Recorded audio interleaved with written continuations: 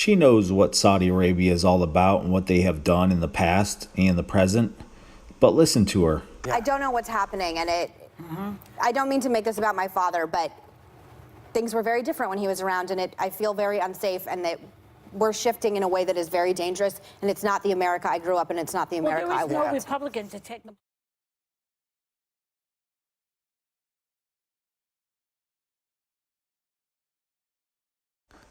Now listen to this from Kyle in 2016. Press is reporting that the United Nations removed Saudi Arabia from its list of human rights violators of children. So let me explain what this means. Following a vehement protest from Saudi Arabia, Secretary General Ban Ki-moon removed the Saudi-led coalition fighting Shia rebels in Yemen from the list of government forces that committed grave violations against children last year. They say the UN verified a total of nearly 2,000 kids killed and injured in 2015. About 60% of those casualties were attributed to the coalition.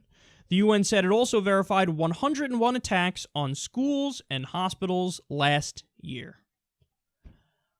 Wowzers. So now listen to George talk about John McCain's secret trip to Syria. We're going to turn now to that surprise mission to Syria for Senator John McCain. He secretly crossed the border into the war zone yesterday to meet with rebels trying to overthrow the Assad regime and build support for arming those fighters.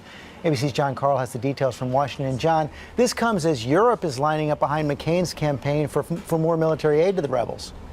That's right, George. The European Union has now lifted its arms embargo on Syria. That is the first step towards getting heavy European weapons to the Syrian rebels. McCain crossed over that border with Turkey in great secrecy. He met directly with the top Syrian rebels to make the point that they deserve all the support the United States can give. And George, this was with such secrecy that not even his daughter knew that he was going there until she heard about it on Twitter. Yeah, she learned about it from Twitter. But meanwhile, I don't know what's happening, and I don't mean to make this about my father, but things were very different when he was around, and I feel very unsafe, and that we're shifting in a way that is very dangerous, and it's not the America I grew up in, it's not the America I want. There is no Republican to take the... In your America, your father helped train, fund, and arm rebels that turned out to be Sunni Muslims.